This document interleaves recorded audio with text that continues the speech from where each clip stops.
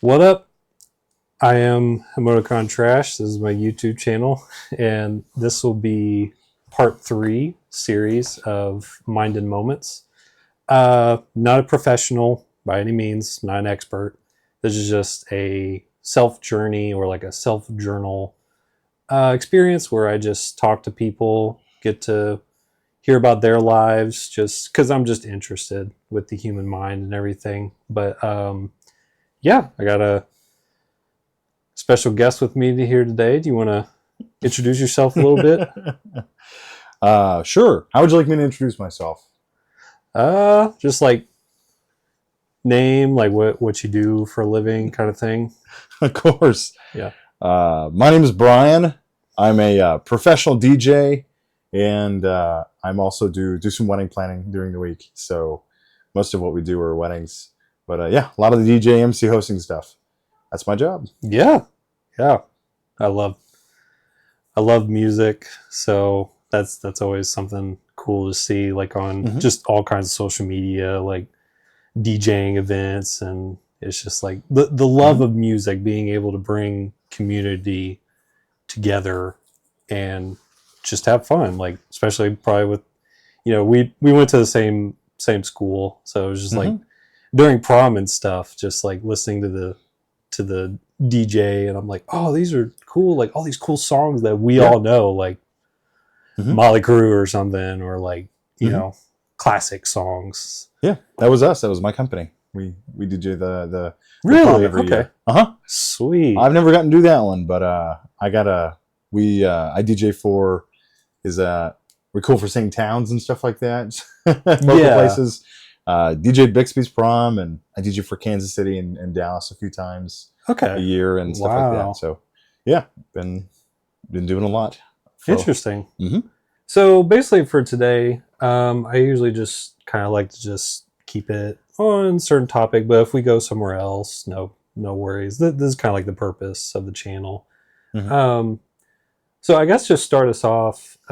Just a question: do you ever feel like life moves faster than you can process? How do you normally deal with that? that's a pretty Evan. That's a loaded Yeah. question. How does that make you feel? uh, No. does life move faster than I can process it? Yeah. Um, I'd want to know what the general consensus of that would be, but um, maybe break that down just a little bit more. Allow me to ask you what exactly do you mean? Yeah. Yeah. Absolutely. Yeah. So for some people, like let's say people have things in life that are in order for them, but then Hmm. with some people, it's like, well, I'm still trying to figure out at like Hmm. an early age if like should I go to college or Hmm. should I do this as a hobby or pursue this? But Hmm. that kind of feels like that's making time go by slower. Hmm. But you have other people that are like, yeah, I'm already going to college, already graduated, I have a wife and kids, yada yada yada, and it depends. But I think I can understand where you're coming from. I mm, like kind of the maybe I could paint you a picture. One of the things we talk about, the place that I work is incredible. We work in we have a very goal oriented atmosphere, which is great.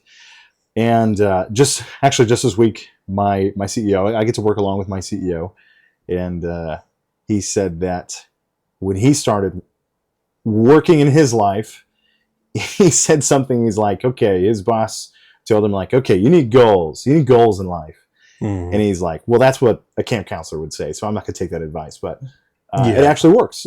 Goals are a big thing, and they can help you determine a point of direction. And so there's a mm, couple different types of goals we could go over, but one of them is kind of like, this is the direction I would like to go in. I think for anybody within the age of like maybe 20 to 20 to 30, maybe 35, should just pick a point and go in that direction. And you're going to, along the way, figure out things that you're actually going to enjoy, and that might change. mm, Um, but I think fear of failure shouldn't be too much of a concern because you learn from more of your failures than you do from your successes. So if the question is, does life move fast without goals? I think that if you don't have goals or a direction that you've chosen, then really you're like a boat without a rudder. There's a book I've read. It's called Think and Grow Rich by Napoleon Hill. Okay. And Napoleon Hill says, "I am the master of my soul, the commander of my ship." And so I'm the one who decides where I want to go. If you don't have goals and you don't have a direction that you want to be in, then you're a ship without a rudder. And a ship without a rudder has no direction. It just sits. Yeah. And it wades. And it holds. And so if you don't have direction, then someone else is going to come and decide for you. And it might not be the place that you need to be. Talk a lot about that stuff. So that's good. Yeah. Does that help answer your question, or? Yeah, absolutely. Yeah. I've heard some similar to something like that is like, yeah, you're the captain, and it's like, just imagining, but it's like you have a crew with you, and this could be help with most people with like anxiety, stress, and things like that. And you have to communicate with your crew in order to help keep the ship going. But it's like, if you don't communicate and find out the purpose or like your destination where you're going, it's like same exact thing. Yeah, you're just gonna sit, and then people are like, okay, what are we doing, kind of thing. And that can lead to just, stress and just pointing fingers at each other, kind of thing. So more in lines of that of quick process, does life process further, would be more, are you wanting to dive into like the goals of life or like the purpose of life here, or what do you think? Yeah, that's what I'm kind of thinking a little bit. Yeah, just kind of like if it kind of helps a little more. Like just a little bit of example, it's like, let's say in high school, senior year, for me personally, it was, and I understand it's their job, but with the school counselors, they're like, what are you going to do in life? What are you going to do after college? Or what's your goal? And for me, kind of like dealing with a little bit of like ADHD and stuff. And I'm like, I'm good at drawing, I guess. And they're like, cool, here's a bunch of schools to go to. All right, good luck. Next person. And then as an adult, it's like, your status kind of changes where you're like, well, I don't know if I want to be here much longer in college, because sometimes people, their hobbies can change over time. People change. And so I feel like that for some people, they get stuck in a rut with goals where it then turns to later in life, like after they get out of high school and they're out on their own, but then it's like, okay, well, what am I supposed to do now? Like, I'm confused, or I feel stuck compared. And then they see on social media comparing their lives to others. People on social media are like, yeah, I got a brand new car. I just bought a house. I'm doing the job that I love. And people see that and they're like, well, man, why can't I have that? Why can't I do things like that? And something I heard too, like a couple years ago, where it was like, most of the time social media just posts like people's stories, whatever, usually like all of the positives, but we don't see the negatives, like behind the scenes. And I think that can be very, very poisonous for our minds, just to have that thing of like, well, they got this or something, or like, seeing with like you, like, wow, you're doing DJ stuff, you're doing this, you're doing that. It's like, I want that, but I'm, 31 years old and I'm still in my mom's basement or something, kind of thing. Well, if you're 31 years old and you're still in your mom's basement, there's nothing to be ashamed about that. Right. Because you're more likely not paying rent, and I would prefer not to pay rent. Right. As we all should, yeah. do you have a question in that, or is there? Would you like me to reply back with like maybe a comment on some thoughts where I'm kind of thinking? Yeah, or just thoughts, or things like that. What I'm hearing is we've got about maybe 3 or 4 things in what you said, and some comparisons of what I've experienced versus what I see versus where are we at, and I could say like, well, social media is a bad place to be, for many reasons. One of them being like, yeah, you're right, comparison, and a little thing to say is like, comparison is the thief of joy. Yeah. And so we're all searching for happiness, but happiness is the Greek word of happiness is actually happenstance. And so I'll be happy if, but you actually never reach that. And if you do reach that, you reach it for maybe just for a short time. But joy is in the moment. And so when you search for joy, it's easier to find if you enjoy the things that you already have. And so, yeah, if you like DJing, you can come and DJ with me. Absolutely. But it is hard, and everything that's worth a while takes effort. But if the root of what you're looking for is like, what should I do with myself? Not to sound like Jordan Peterson, then I'm a big fan of him. Yeah. Take inventory of who you are and where you've been and your strengths and your weaknesses, and that there is, go and find somebody who has been down a place where you want to be. And there's a guy named Brian Tracy. I've read a lot of his books, and Brian Tracy has this thing called Someday Island, and as you run into people, you'll find that many folks have this thing called Someday Island. Someday I'm going to do this, and someday I'm going to do that. And someday I'll have the car that I want and the job that I'd like and the wife that I'd have. Many people will always live on Someday Island until you actually get into, till you decide that I'm going to get off the island. And so this is back to figuring it. This is back to goal setting. And I can say this: if we can talk theoretics and absolutely, emotional things, and if you want practicality, a great thing that I have so in my job, I have a little bit of a leadership role, and we have a lot of guys come in, and they're going to be around our age group, some younger and some folks older than me. And some things that worked very well for me over time is, and how do you take inventory and decide what you want to do? There's an exercise that you can have, and it's that you can do, and it's called the 100 rule. And I do this in a couple different areas of my life, with a few different types of folks from different places. But you can sit down and write out 10 goals for yourself. You'll write out 10. It's an exercise. Yeah. Write out 10 goals. And then the next day you'll write out 10 goals. And then the next day you'll write out 10 goals. And you're supposed to write out 10 goals over the course of 10 days.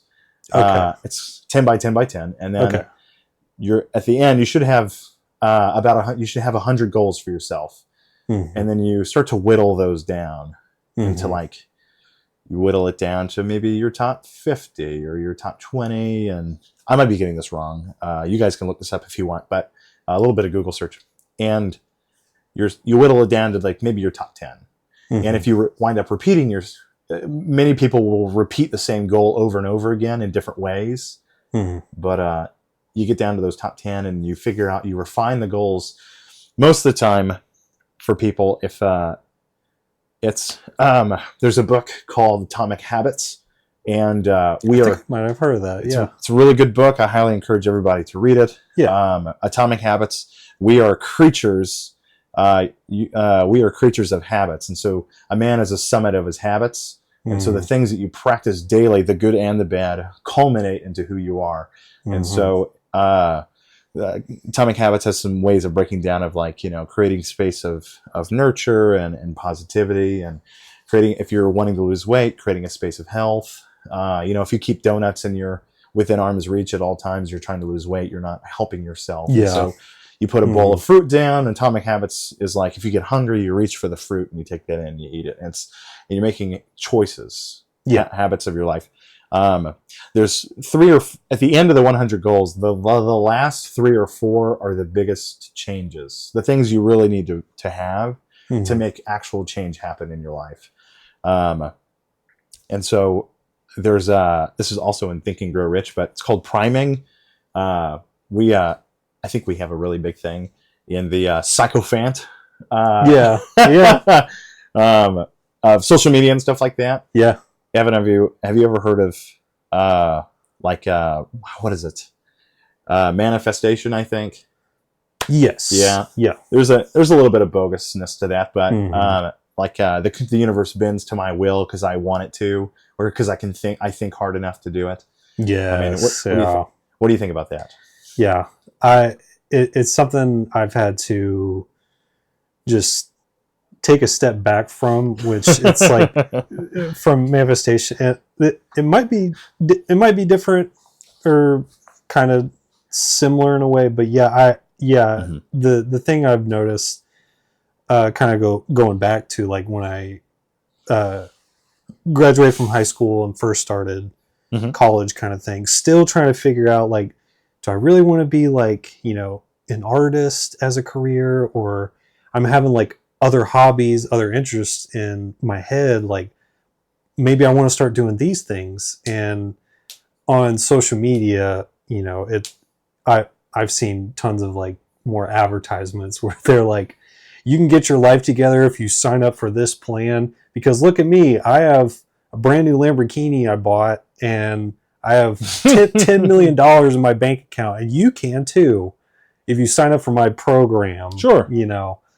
And or just you have these like new upcoming influencers that are like kind of like around our age or maybe younger, but they're like, no, these are the only steps that you have to do in life to be successful, or things like that. But you stand back and you look at it and you're like, not everybody works that way. Yeah, everybody's different.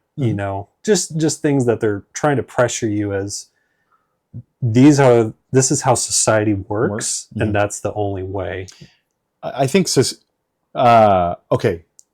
What it sounds like you're referring to is like success, or fear of success, or fear of failure, or what's the right way. I think that this is back to the book of if you read Think and Grow Rich by Napoleon Hill. Success can be measured in a couple different ways, and it's different for everybody. Some people want to be successful in family. They see family as successful, and some people see success as a numerical value, and others want to be rich with life, and I want to go and do these things and stuff like that. You'll have to decide for yourself. What does success look like to me? Yeah, and these are questions you have to ask yourself. What does success look like to me? Well, I think if I just had $1 million, well, how much money do you want to make? You should determine yourself. Yeah, how much am I willing to settle for? Well, I'm willing to settle for maybe $80K a year. That'd be just enough. Well, then now you're going to want to look at jobs that would provide that $80K. Yeah. And then, okay, what does it take to get a job? What education do I need? Is this a trade skill? And then you'll have you'll whittle these things down. Always back to the goal setting. To finish my thought on the thing, the priming. You're priming your subconscious of goals. If you're looking for something to do in life or places to go and you're not too sure, that do the exercise of writing out the goals for yourself, whittle them down. You have to actually do it, and it takes time, and it's not easy to write out 100 goals. It makes you really have to think about it. Once you get down to like maybe your top 3 or top 5, some of these might be some of these might be like maybe 3-month goals. Some of these things might be 5 or 10-year goals. And then what you'll do is you'll actually write these down on a piece of paper in your own handwriting. And then you're supposed to put them up where you can see them, like put them on your wall or in your car, or your phone. We all look at our phone all the time. And it should be something that you read every morning and you read every day. And the more that you read these things, it's going to get into your head, and you're going to start priming your subconscious. And then your subconscious is actually going to help you by looking for opportunities. And this is something that we see. There's a book that I read when I was in college, and it's about monopolies. And there's a story about a millionaire way back in the colonial times. And at the time that we were trying to push west with the trains, we were building the railroads. And this man went out. He was in Louisiana, and he was going to make a large purchase of land.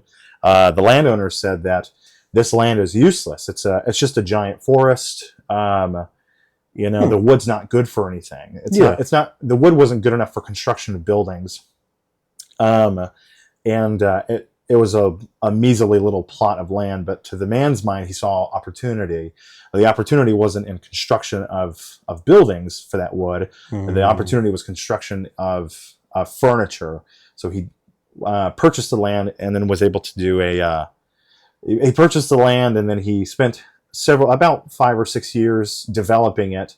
And the wood was used for dressers and, wooden tables and stuff like that. And he was able to make opportunity happen, but it was because he was a businessman, and he was looking for opportunities to make money. And so because he was looking for opportunity, his brain was wired to see it. And so this is what I'm getting into. And so if you're, again, positive mindset's really healthy to have. And if you're always looking for negative things, you'll always find the negative. But if you look for positive things, you'll always find positive. You'll always find reasons to be positive. Same thing for your goals. If you put them up and you read them, then you'll think about them and how do I get there? What does it take to get there? Once you have these goals, you can do reverse goal setting. Reverse goal setting is baby steps. Yeah. Every day this is a part of the Atomic Habits book, but it's every day it's 1% better. Every day I'm getting 1% better, because these things in life are not created in large things. People say, like, I'm without luck. I don't believe that luck exists. I believe it's time and work plus opportunity. That's what luck is. Yeah. Are you consistent? Are you actually working towards these things? And if you aren't, maybe they aren't important to you. Maybe, like you're saying, like, Evan, maybe art wasn't actually that important to you. Well, you have to decide what's more important. What do I want? What do I actually want in life? I'm pretty creative. Maybe the drawing thing, storyboards, or wasn't the thing for you. I did news. I don't like news. The journalism place wasn't my thing. So I wanted to make people happy, and I wanted to bring joy. Yeah. Instead of, there's a common thing for news. It's if it bleeds, it leads. And so they live in the, there's nothing wrong with people who work with news. It's just not for me. It doesn't make me healthy. Right. And it's also a different kind of grind. Yeah. So to be around and, look outside and read the news, and it's never good. There's never positive stuff. It's always who got killed today and, what's happening in Washington and stuff like that. And so I don't care for that stuff. I would rather be a part of places that are going to make people happy and that we're making memories. And that's what we do. So the DJ job is, what can I do to make this person as happy as possible? Make real memories, because they're going to remember these. I don't care if they remember me, but they're going to remember these things. So what can we do to make these things a memory? Yeah. That's what I strive for. But absolutely. Next question. Yeah. I guess maybe it kind of goes to kind of maybe what we talked about a little bit, but like, do you think our generation, people around our age, has it harder mentally or just differently, if that makes sense? Differently how? Like, if it's not mentally, then what is it, kind of thing? Yeah. Okay. If that makes sense. Yeah. If how do people in our generation, I was just looking this up the other day. I was like, what generation am I belonging to? Because it's not, I was like, am I millennial? Am I like Gen Z or something? I did that like maybe like a year ago, because I was like, what? Do you remember what we are? Like Gen Z, I think. We're like barely on that edge of Gen Z, kind of late Gen Z. Yeah. Gen Z millennials. Yeah. We're like we're not iPhone babies, but yeah.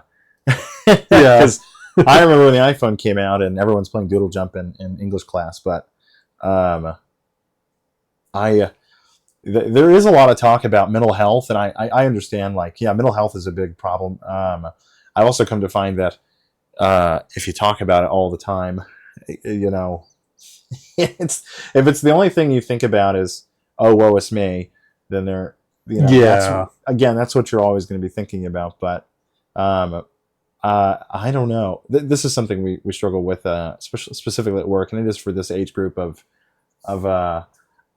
I struggle mentally all the time. Are you doing anything about that? No. Okay. Well, Yeah. you seek help for those things? No. Okay. Well, uh, I take medication. I don't take medication, but some of us do. And uh, for the guys who do take medication, it's like, are you medicating? No, I'm not medicating. Do you want to? I do want medication.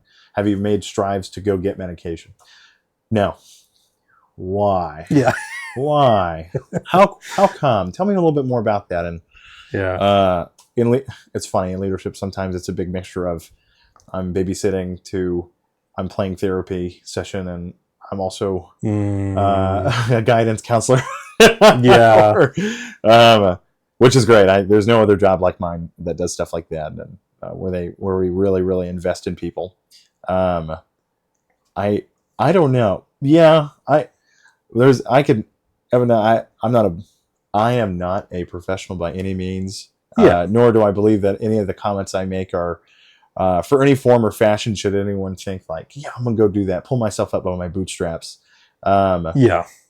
There's definitely a spiritual aspect to it, and part of me as a Christian, I don't believe that I'm very much in control of much of what my future holds. Mm-hmm. But as long as I understand that if I'm diligent in the things that I have currently in front of me, this is the day-to-day tasks, Mm-hmm. then over time, the one guiding me will guide my steps. And so there's a biblical step to that. Proverbs says that if trust in the Lord with all your heart, do not rely on your own understanding. If you acknowledge Him in the things that you do, then he says He will make straight your way, or He'll make your path straight. And so I don't have to worry about the future. Mm-hmm. Although that doesn't mean that I don't, because I do all the time. Mm-hmm. But if I focus on waking up at the time that I need to wake up, and eating healthy, and taking care of myself and taking care of the people in front of me, then I recognize that Mm-hmm. God's at work in my life in these little areas, then He will bring the opportunity to me, and I don't have to do much. And then it's up to me to respond at the time of opportunity. Mm-hmm. And so also deciding what opportunity is what, and where and when and how and why, is a little bit of learning spiritual differentiation. And so that's a tough thing to go. That's a tough biblical matter to go through. Is, well, how do I determine what path is best for me, and kind of thing. Mm-hmm. Yeah. At the most, all right, let me rephrase this. At the least, most people just need to pick a direction and go that direction, and let the pieces fall where they may. And if you make mistakes, you make mistakes. You learn from them. There's nothing better than making a mistake, because you can learn from a mistake, rather than oh boy, I tripped and fell, and I earned $1 million. I'm so upset. Like, Yeah. I'm so happy for you. I'm so happy you're successful. Sorry you scraped your knee, but yeah, good job, I guess. Yeah. Yeah. Fell backwards into $1 million. Oh, woe is me. Oh no, my steak too buttery. My steak is too juicy. My lobster is too buttery. Yeah, those kinds of things. Yeah. Yeah, that just kind of brought me up too, like on the last episode I recorded, and just like metaphorically in a way, just it still just sits in my head. And like what you were talking about, it's like if you fail, then get back up, try it again. And metaphorically, most people don't try. Yeah, most people don't try. Yeah. It's just like, well, that's it, I guess. I'll just go back to working at McDonald's, like kind of thing. It's like, oh, all right, Yeah. And from what the past episode I did, metaphorically, this quote still is in my head, is stop watering dead plants Mhm. because people have the right seed for it, or they just think, okay, I'm expecting this plant to grow, Mhm. but they're not planting it in the soil. They still have the seed in their hand. And so it's like, well, you need to plant that seed. Or if it doesn't grow specifically, or if it, dies or something, it's okay to take it out and start a new one. But I think for some people, it's like, Mm. yeah, I have a whole garden of just dead plants, so I guess that's it. I guess it's like you can start over. It's like not. There's Mhm. nothing to be ashamed about of starting, a new garden, Mhm. metaphorically, in life. So yeah, just things like that. I think I've been kind of the reason earlier when I was asking about our generation having it tough is from, and by any means I don't really obviously get into politics or anything too much because it's just I don't really want to get into that. Sure. But from what I've seen, it's like from, let's say, our generation, it's like from what I've seen on social media, it's like the housing market going up, rents going up, Mhm. all this stuff. And so from some people, they're like, well, I'm having to work 2 jobs as a 26-year-old and I'm still living with my parents, but Mhm. later in the future, but I'm like, I want to buy a house, but I can't, Sure. or other things like that. Yeah. Or I want to start working in this hobby, and people kind of judge on social media, which is very, very bad, which it's like, you want to do that as a career? Like, why? You should get into, Uh-huh. uh, a high stakes job, something that earns twice the income. Sure. People are like, but that's not what I want to do, Sure. kind of thing. First world problems. Yeah. Taxes. No, I'm kidding. No, No. that's not a first world problem. Yeah. No, that's not just a first world problem. Yeah. I've done quite a fair bit of traveling, and this isn't to be like look at me kind of thing, but I went to Africa not too long ago, back in February, I believe, and I had a wonderful time. Went to Ghana, and Evan, I can just say this, that um, I can say this: experiencing a third world country and living how they lived for just a very short amount of time, 1 week, like that, not at all. I can say this, that they have nothing. Some of them have close to absolutely nothing, and their biggest struggle daily is where do I get water from? And that is very tough. The nearest water for some people that we were visiting, it's about a half a day's walk, and they have to come back, and they're dirt poor. They have no money, and they have food, and they can till the ground, and they have communities that live together. But I can tell you this: that I've never seen a happier group of people. They have close to nothing, but they have everything. Yeah. And it put me in a different way of seeing things, and a different mindset of, yeah, I might not be able to buy a house. Do I need one though? Yeah. I might not be able to have the new iPhone. Do I need it though? I might not be able to like play video games with all my friends. Do I actually need that? Mm-hmm. And when I got back, and this happens to some people who, as I've gotten more involved in the ministry, I've learned that a lot of people who go and they have a lot of object things. They have a lot of things in their hands or in their life, and they come back and they go, "Oh, I'm going to sell everything." And oh, gotcha. And you go, yeah. "Oh, yeah." You're like, hold on. Yeah. You don't do that just yet. You might want to talk with your wife about that. Yeah. But you really start to look at things in a different light of, is it okay if I let go of this? Is it, do I really need these things? And I've been cleaning out a lot of my things, because I realized that this doesn't really matter. People, it's, where do we find value in things? Is the value really in having this job, or is the value really in having that car, or is the value in the people that we have and the effects that we can make on others, and providing opportunities for them? I was not there to I was not there to bring anybody out of poverty. I was not there to do. We didn't bring clothes, and most of them have clothes, and we brought food with us, of course, and we fed and stuff like that, and but a lot of it was just for encouragement, encourage the people around you, and specifically the church and a lot of the communities we visited, and some of these areas they've never seen a white guy before, but Yeah. and this isn't white saviorism or something like that, or again, not look at me, but I think I have a knack of turning into the people that I'm with.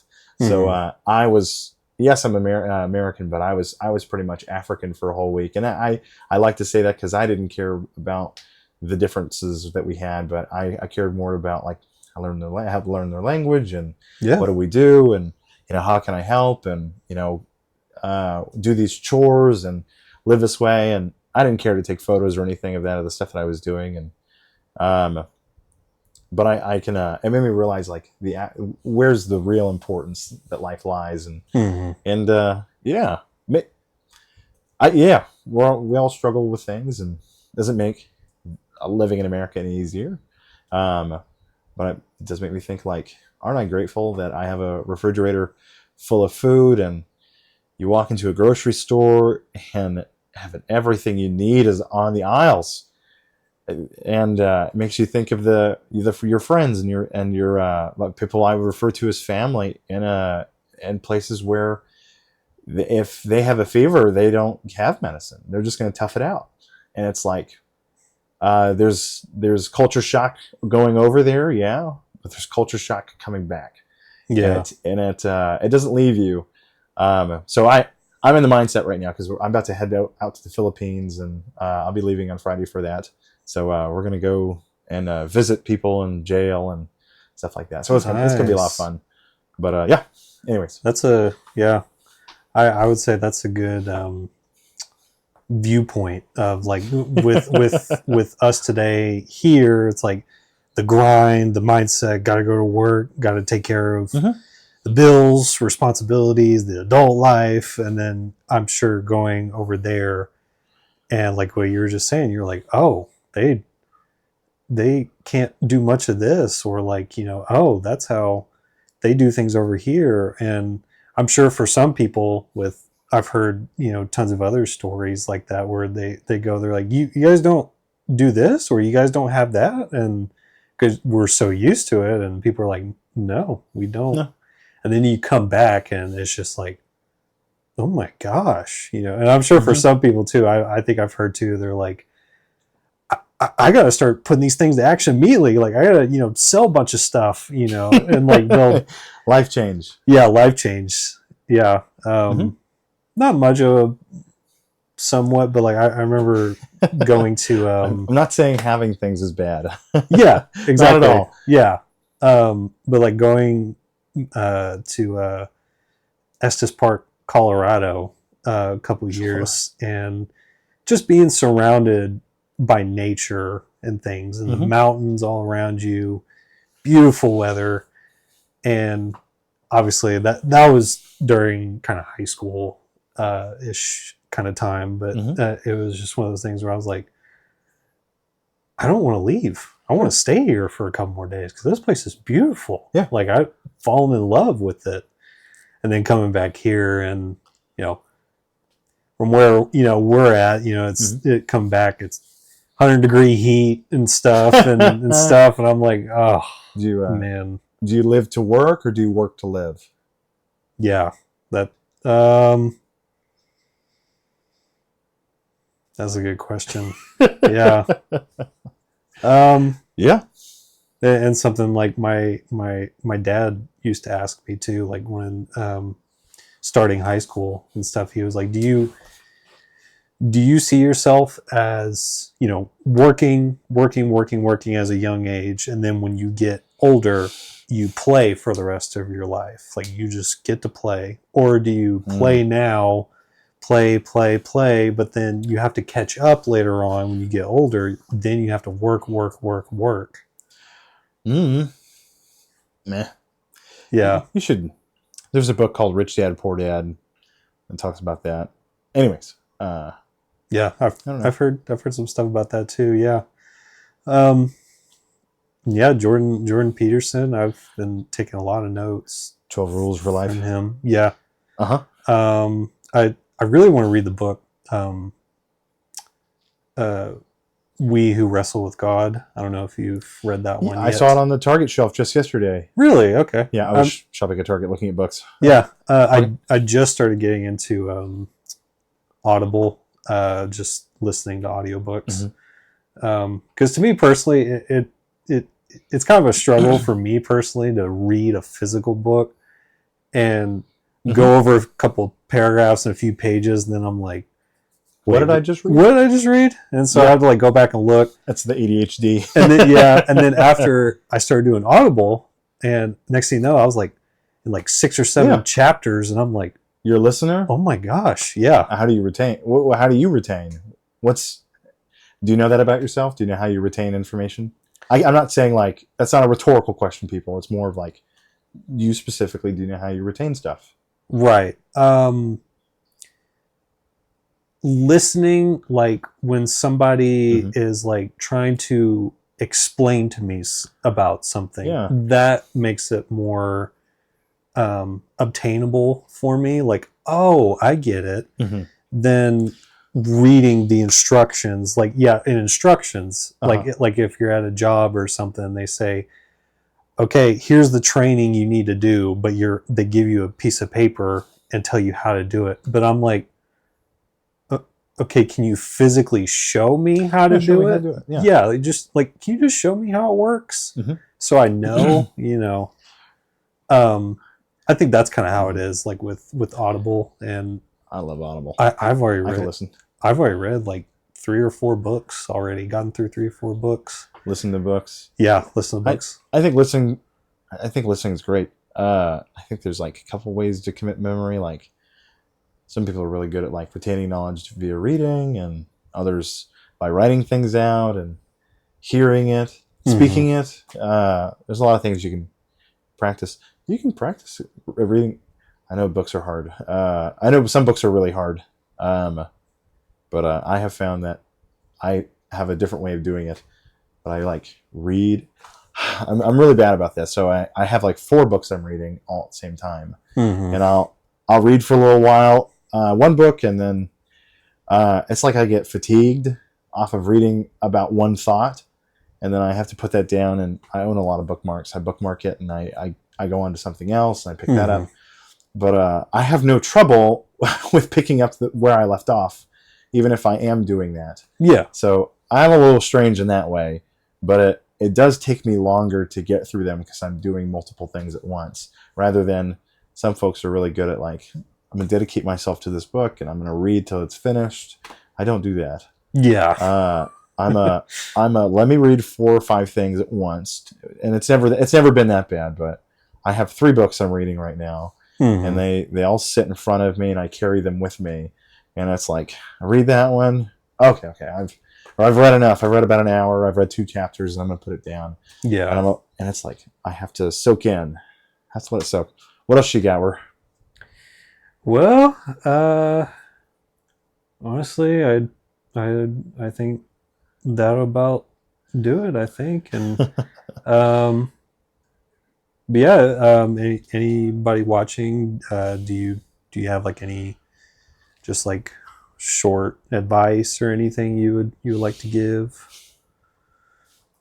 Not to put you on the spot, but, Don't worry. Yeah. Be happy.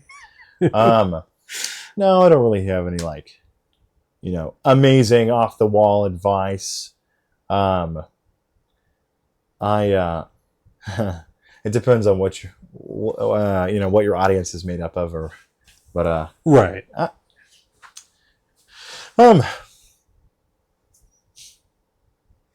you can always try. Better to have than to never have done so. Even if the failure is very painful, at least you tried something and you did something new. Most people never even get that far. Yeah. Fear of failure. Most people don't have a fear of failure. Most people have a fear of success. Like what happens if I get too successful, and am I going to be the same person I was? Or I think that anybody who wants to go far in life, if you aren't growing daily, if you aren't attempting to do something different for yourself, and that might be just like what Evan said, getting out of the house. And if your response to that statement is, well, you travel a lot. Well, I don't have the means to travel. I can't do anything. Like, okay, get out of your daily grind. Go for a walk. Do something different. Get out of your house. Get some vitamin D. Yeah. Go for a walk. How about you go to Walmart and try talking to people? That's a big one. That's a big step if you're pretty antisocial, or if you're antisocial, or you struggle with talking to other folks, or Facebook's really good with groups. Find a group that you enjoy. I for one have good friends that I work with, and they go out. One of them decided that they're going to go to we have like several card places, like cards and like Dungeons and Dragons and those types of shops around Tulsa. And you can go in there, and most of them have game nights where they have communities come in. Like Wizard Asylum especially has community nights where they have folks come in and you want to play this game? Come and play with us. And it's easy because you're more likely going to be around like-minded individuals, and who are going to enjoy the same things that you like, and it makes it a little easier for you to be able to like build those social muscles and stuff like that. Yeah. Is this helpful? I just want to make sure. Yeah. I know for some people, when they say like just go talk to people, and they're like, nope, not going to do that. It's like, okay, 1%. That's just it. 1% better every day. Yes. 1%. What's 1% look like? 30. I don't want to work out. I'm afraid to go to the gym. Okay. Go outside and go for a walk. Walk around your block and come back. Doesn't have to be like 10 miles, No, I'm not going to walk out 100 miles. Or maybe you go to the gym and, lift compound movements. Just do 30 minutes. 30 minutes a day, which is doctor recommended. But 30 minutes a day is more than you'd be doing. There's some things that our gym guys say. It's like, the worst workout you can possibly have is the one that you never do. And I was like, oh wow, that's a really great information. That should be put on a pillow. Yeah. you won't see that on a pillow. That's it. But what? Okay. Next time on Evan's podcast. Next time on Evan's podcast. Yeah. Thanks again. I think that's about all the time we have. That's today's page in the journal. Let's see what the next one brings. And absolutely. Please make sure to like and subscribe if you like this, if you want more of this. Appreciate you for being here, man. This is a pleasure. Yeah. I live across the street. Yeah. He does, basically. Yeah. So anyway, we will catch you in the next one. Peace.